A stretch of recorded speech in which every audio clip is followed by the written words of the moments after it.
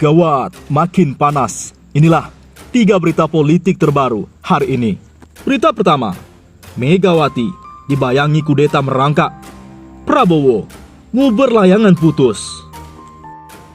Berita kedua, terungkap skenario Pilpres 2 putaran. Berita ketiga, BEM UI ultimatum Jokowi dan DPR, ancam bikin demo yang lebih besar dari 2019 jika tuntutan tidak dipenuhi. Inilah berita pertama, Megawati dibayangi kudeta merangkak. Prabowo Subianto nguber layangan putus. Apa yang terjadi dengan PDIP kalau Ganjar jadi presiden? Atau misalnya Jokowi lanjut 3 periode?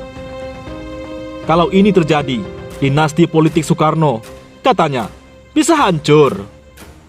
Ganjar besar kemungkinan jadi ketua umum, sedangkan Jokowi jadi ketua Dewan Pembina. Reshuffle 15 Juni kemarin ternyata juga Verledenwin belaka. Angin lalu, kata orang Belanda. Kagak ngaruh, kata wong cilik. Karena tak bertujuan memperbaiki ekonomi dan kinerja kabinet. Apa sebenarnya yang terjadi dengan Megawati di balik drama reshuffle itu? Di tengah munculnya kabar istana sedang mempersiapkan boneka baru untuk dijadikan calon presiden dan akan menjadi kompetitor bagi Puan di Pilpres 2024. Megawati, seperti halnya sang bapak, kini dilukiskan ibarat sedang menghadapi creeping coup d'etat, kudeta merangkak dari petugas partainya sendiri dan kadernya yang gubernur Jawa Tengah. Megawati, seperti halnya juga SBY, sama-sama sedang memikirkan nasib sang anak di kontestasi politik 2024. Dengan siapa Puan berpasangan? Prabowo yang sebelumnya digadang-gadang bakal diduetkan dengan Puan kini terkesan panik, sehingga Caimin yang diibaratkan seperti layangan putus oleh tokoh nasional Dr. Rizal Ramli terpaksa dikejar. Meski Imin tak pernah menyangkut di daftar unggulan lembaga survei. Ini karena Prabowo resah dengan wacana pertunangan Puan Anies yang lumayan kencang menggelinding. Meski kemungkinan Mega tak setuju pertunangan ini karena alasan chemistry dan ideologi dengan gubernur Jakarta itu. Faktor Yusuf Kala juga perhitungan Prabowo. Karena Yusuf Kala disebut-sebut gencar melobi Mega melalui seorang pensiunan aparat supaya menduetkan Puan dengan Anies. Maklum, Yusuf Kala punya peran besar mengongkosi Anies waktu jadi gubernur. Prabowo juga galau lantaran Anies bisa mengalahkannya. Selain kini ada kesan kuat di masyarakat yang umumnya penuh dengan kiprah Menteri Pertahanan itu, alasan lain, Prabowo belum mendekati PKB dan PKS karena Gerindra tak cukup modal untuk memenuhi ambang batas presidensial threshold 20%. Bagaimana peluang Anies di Partai Nasdem asuhan Surya Paloh? Secara emosional, Surya Paloh disebut-sebut sebenarnya kurang sreg dengan Anies karena perbedaan faham. Namun Paloh lihai memainkan kunci, sehingga terkesan tampil seperti kingmaker. Karena itu SBY merasa perlu sowan untuk bertemu Surya Paloh, sebab ingin menduetkan AHY dengan Anies.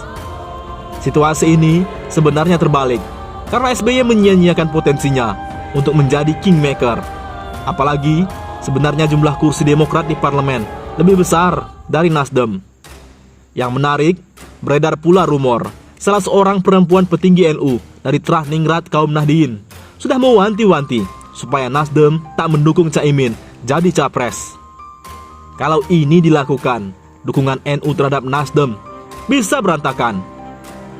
Lepas dari Megawati yang sedang dilanda oleh creeping coup d'etat yang dilakukan petugas partai dan kadernya sendiri. Secara umum, dalam waktu belakangan ini, negeri ini memang sedang memasuki musim semi kudeta, spring coup. Yang dikudeta tiada lain ialah konstitusi. Mulai dari dipertahankannya presidensial threshold 20% yang tidak ada di dalam Undang-Undang Dasar 45 dan berkembangannya keinginan anasir oligarki untuk mempelintir konstitusi demi memperpanjang masa jabatan presiden. Musim semi kudeta jauh dari suasana musim semi yang sesungguhnya, yang lazimnya indah, di mana kembang-kembangan bermekaran, tunas-tunas tumbuh dalam hangatnya matahari. Musim sumi kudeta ini yang berkembang belakangan ini merupakan pertanda akan munculnya malapetaka besar bagi negeri. Berita kedua, BEM UI ultimatum Jokowi dan DPR ancam bikin demo yang lebih besar dari 2019 jika tuntutan tak dipenuhi. Badan Eksekutif Mahasiswa dari Universitas Indonesia BEM UI akan menggelar aksi demonstrasi di Patung Kuda Arjuna Wijaya Jakarta Pusat Selasa 21 Juni hari ini. Koordinator Sosial Politik BEM UI Melki Sadek Huang mengatakan, unjuk rasa ini dilakukan untuk memprotes pembahasan rancangan Kitab Undang-Undang Hukum Pidana RKUHP yang dinilai tak transparan serta sejumlah pasal bermasalah di dalamnya. Dalam tuntutannya pada akhir aksi ini, BEM UI mendesak Presiden dan DPR RI untuk membuka draft terbaru RKUHP dalam waktu dekat serta melakukan pembahasan RKUHP secara transparan dengan menjunjung tinggi partisipasi publik. BEM UI juga menuntut Presiden dan DPR untuk membahas kembali pasal-pasal bermasalah dalam RKUHP, terutama pasal-pasal yang berpotensi membungkam kebebasan berpendapat dan berekspresi warga negara meski tidak termasuk ke dalam isu krusial. Serta apabila Presiden dan DPR RI tidak kunjung membuka draft terbaru RKUHP dan menyatakan akan membahas pasal-pasal bermasalah di luar isu krusial dalam kurun waktu 7x24 jam, kami siap bertumpah ruah ke jalan dan menimbulkan gelombang penolakan yang lebih besar dibandingkan tahun 2019, kata Melki Selasa. Pada September 2019 lalu, barisan mahasiswa dari berbagai perguruan tinggi turun ke jalan untuk memprotes hal tersebut, yakni pembahasan RKUHP yang dinilai tak transparan dan banyak pasal bermasalah di dalamnya. Aksi demonstrasi yang sempat berujung ricuh saat itu berhasil membuat Presiden Joko Widodo menunda pengesahan RKUHP menjadi undang-undang. Jokowi juga saat itu memerintahkan Menteri Hukum dan HAM Yasona Lauli untuk menjaring masukan dari berbagai kalangan masyarakat sebagai bahan menyempurnakan RKUHP. DPR pun menyepakati penundaan pengesahan RKUHP itu. Tapi belakangan, pembahasan RKUHP kembali dilakukan melalui rapat Komisi 3 DPR RI dengan pemerintah pada tanggal 25 Mei 2022. Namun, BEM UI mempertanyakan draft terbaru RKUHP yang sampai saat ini belum dibuka ke publik. Hingga kini, masyarakat masih belum memperoleh akses terhadap draft terbaru RKUHP. Padahal, terdapat banyak poin permasalahan dari draft RKUHP versi September 2019 yang perlu ditinjau dan dibahas secara substansial, kata Melki. BEM UI menyoroti transparansi pemerintah dan DPR dalam pembahasan RKUHP kali ini. Apalagi pada tanggal 25 Mei itu hanya dibahas 14 isu krusial dalam RKUHP tanpa membuka keseluruhan draft.